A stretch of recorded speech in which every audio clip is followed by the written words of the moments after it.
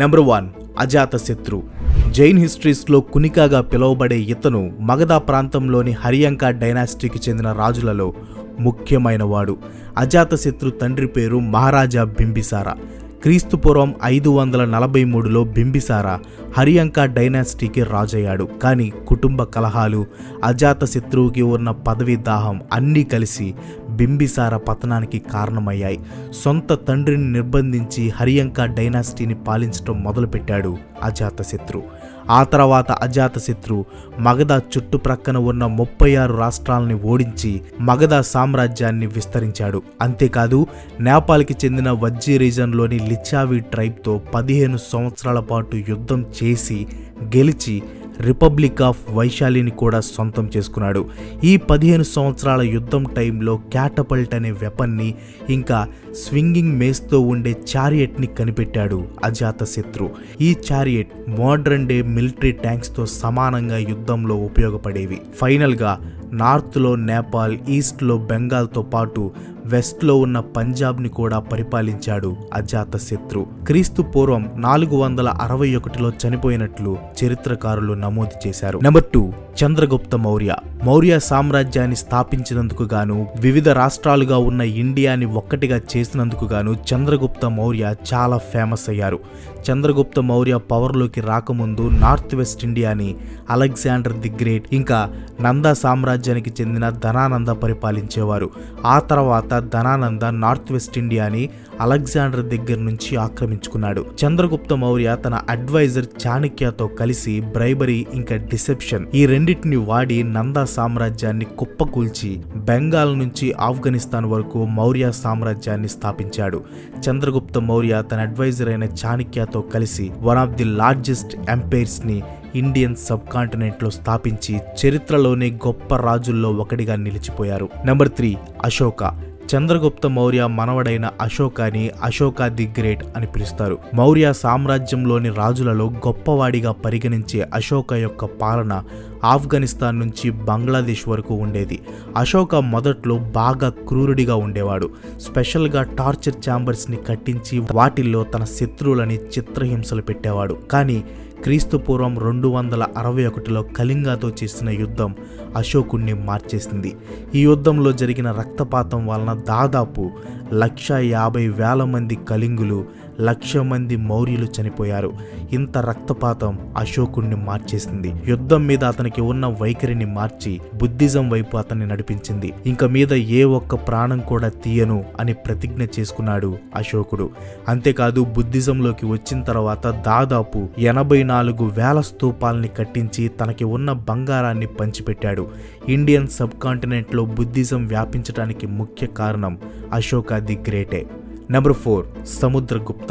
ఇతన్ని ఇండియన్ నెపోలియన్గా పిలిచేవాళ్ళు. దీనికి కారణం మిలిటరీ టాక్టిక్స్ వేయటంలో ఇతన్ని మించిన వారు లేరు. సముద్రగుప్త గుప్తా సామ్రాజ్యాన్ని క్రీస్తుపూర్వం 335 నుంచి క్రీస్తుపూర్వం 375 వరకు పరిపాలించారు. చంద్రగుప్త I అండ్ లిచ్చావి ప్రిన్సెస్ కుమారిదేవి కొడుకైన సముద్రగుప్త తనకంటే పెద్దవాళ్ళు అంటే తన అన్నల కంటే ముందే సింహాసనాన్ని అధిష్ఠించాడు.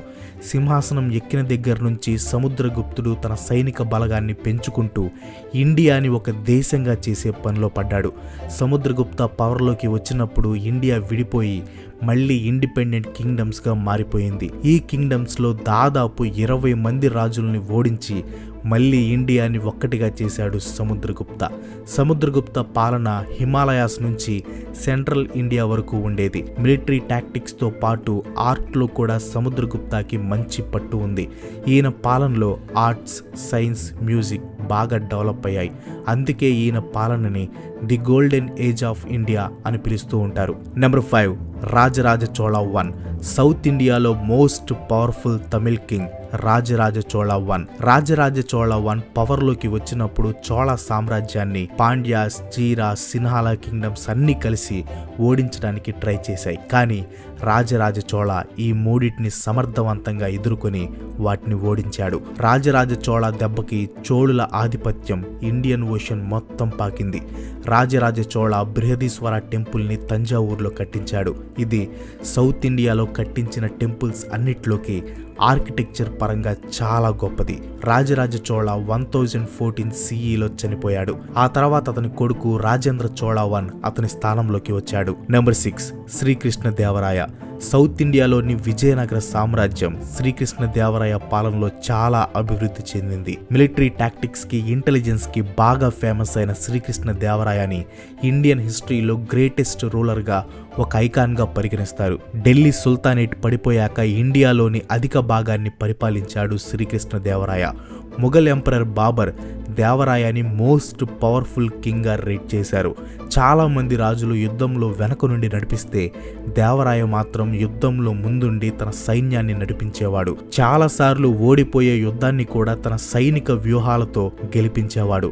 శ్రీకృష్ణదేవరాయకి కన్నడ రాజ్యరామ, ఆంధ్రభోజ, మోరు రాయర గంధ, కర్ణాటక రత్న సింహాసనాధీశ్వర అనే బిరుదులు కూడా ఉన్నాయి. Number 7 Akbar I.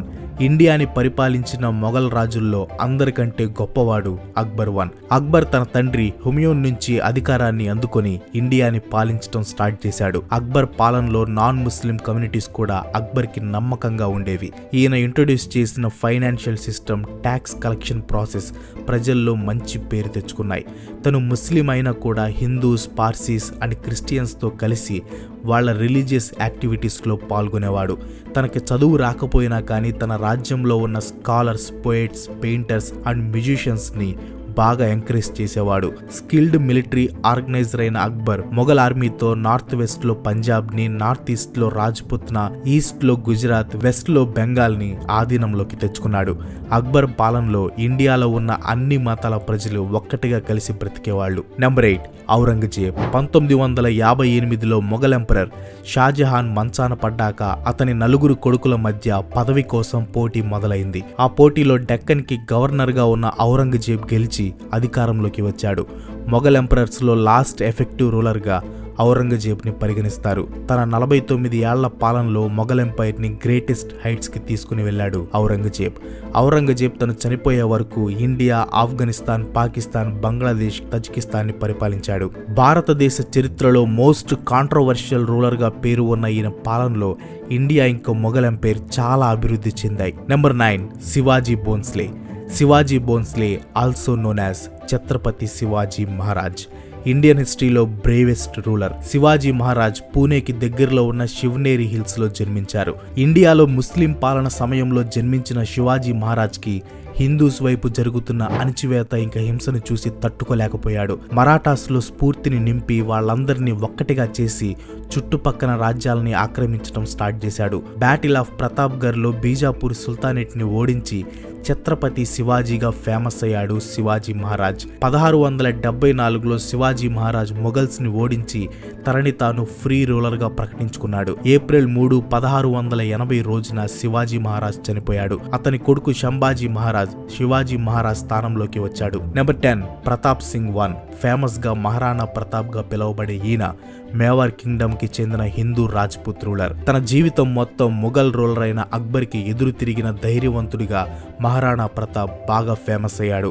మొఘల్స్ పంపిన పెద్ద పెద్ద ఆర్మీస్ని మహారాణా ప్రతాప్ చాలా సమర్థవంతంగా ఎదుర్కొన్నాడు. ప్రతాప్తో పాటు ఉన్న రాజ్పుత్ రాజులు ఆఖరికి తన అన్న తమ్ముళ్ళు కూడా మొఘల్స్కి తల వంచారు. కానీ ప్రతాప్ మాత్రం మొఘల్స్కి ఎప్పుడూ తల వంచలేదు. మహారాణా ప్రతాప్ 1797లో చనిపోయాడు. అతని కొడుకు అమర్ సింగ్ I ప్రతాప్ స్థానంలోకి వచ్చాడు. తను చావు బ్రతుకుల్లో ఉన్నప్పుడు ప్రతాప్ అతని కొడుకుని పిలిచి మొఘల్స్కి ఎప్పుడూ తల వంచొద్దని, చిత్తోర్ని మొఘల్స్ నుంచి గెలిచి తీసుకోమని చెప్పాడు. నెంబర్ 11 టిప్పు సుల్తాన్. బ్రిటిషర్స్ ని ఓడించిన రూలర్స్ లో లాస్ట్ రూలర్ టిప్పు సుల్తాన్. టిప్పు సుల్తాన్ ఇంకా అతని ఫాదర్ హైదర్ అలీ ఇద్దరూ కలిసి తమ ఫ్రెంచ్ ట్రైన్డ్ ఆర్మీతో బ్రిటిషర్స్ ని ఎదుర్కొన్నారు. 1782లో హైదర్ అలీ క్యాన్సర్ తో చనిపోయిన తర్వాత టిప్పు సుల్తాన్ అతని స్థానంలోకి వచ్చాడు. టిప్పు బ్రిటిషర్స్ మీద సెకండ్ ఆంగ్లో మైసూర్ వార్ గెలిచి బ్రిటిషర్స్ తో ట్రీటీ ఆఫ్ మ్యాంగ్లూర్ ని సైన్ చేపించాడు. తను పాలనలో ఉన్నంత కాలం టిప్పు సుల్తాన్ బ్రిటిషర్స్ కి పక్కలో బల్లెం లాగా ఉన్నాడు. ఫోర్త్ ఆంగ్లో మైసూర్ వార్ లో బ్రిటిషర్స్, మరాఠాస్, నిజామ్స్ కలిసి టిప్పు సుల్తాన్ ని ఓడించారు. 1799లో శారంగపట్నం ని డిఫెండ్ చేస్తూ తన ప్రాణాల్ని కోల్పోయాడు టిప్పు సుల్తాన్. నెంబర్ 12 పృథ్వీరాజ్ చౌహాన్.